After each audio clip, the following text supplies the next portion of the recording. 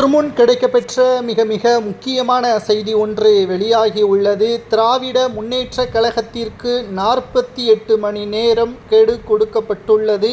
நீதிமன்றம் லாக்அப் உயிரிழப்பு அஜித்குமார் அவர்களுக்கு நீதி வேண்டும். காவல்துறை அதிகாரிகள் தங்களை காப்பாற்றிக் கொள்வதற்காக உயிரிழந்த நபருக்கு வலிப்பு ஏற்பட்டதாக நாடகமாடி பொய்யான தகவல்களையும் தற்பொழுது வெளியிட்டிருக்கிறார்கள். இது ஒன்று மட்டும் நாம் நினைத்துவிடக்கூடாது. கடந்த 4 ஆண்டுகளில் 24 லாக்அப் ஒட்டுமொத்தமாக மனதை கலங்க வைக்கும் விதமாக திராவிட முன்னேற்ற கழகத்தின் ஆட்சியில் தற்பொழுது நடைபெற்று கொண்டிருக்கிறது. வெள்ளை அறிக்கை வெளியிட வேண்டும் தமிழக வெற்றி கழகத்தின் தலைவர் விஜய் அவர்கள் தெரிவித்திருக்கிறார்.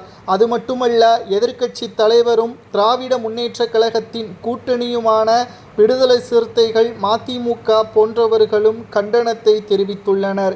2026 சட்டசபை தேர்தலில் திராவிட முன்னேற்ற கழகம் ஆட்சி கவிழப்போவது இதன் மூலம் தெரியப்படுத்தப்பட்டுள்ளது. ஏனென்றால் திமுக காவல்துறையை தனது கட்டுப்பாட்டில் ஒட்டுமொத்தமாக மிகவும் மோசமான முறையில் நடத்தப்பட்டு வருவதாகவும், அப்பாவி மக்களை மட்டும்தான் சித்திரவதை செய்வதாகவும், கிட்டத்தட்ட திமுகவின் ஆதரவாளர்கள் யாராவது கைது செய்யப்பட்டால் அவர்களுக்கு அழகான முறையில் அன்பளிப்பு வழங்கக்கூடிய வகையிலும் காவல்துறை அதிகாரிகள் செயல்படுகிறார்கள். ஆனால் அப்பாவி மக்களை விசாரணைக்கு என்று அழைத்து சென்றுவிட்டு அவர்களை கொடுமைப்படுத்துவது திமுகவின் கையாளாகாத தனமா என்றும் தற்பொழுது கேள்விகளும் எடப்பாடி பழனிசாமி அவர்கள் கூறியுள்ளார். மக்கள் திமுகவிற்கு இனியும் கருணை காட்ட மாட்டார்கள். ஒவ்வொரு ஓட்டுகளும் திராவிட முன்னேற்ற கழகத்திற்கு எதிராகத்தான் இருக்கும் என்றும் எடப்பாடி பழனிசாமி அவர்கள் கூறியுள்ளார். அனைத்திந்திய அண்ணா திராவிட முன்னேற்ற கழகத்தை பொறுத்தளவிற்கு நிச்சயம் 2026 மிகப்பெரிய ஒரு வெற்றியை ஏற்படுத்தும். 2வது முறை திமுக இதுவரை வெற்றியடைந்தது கிடையாது.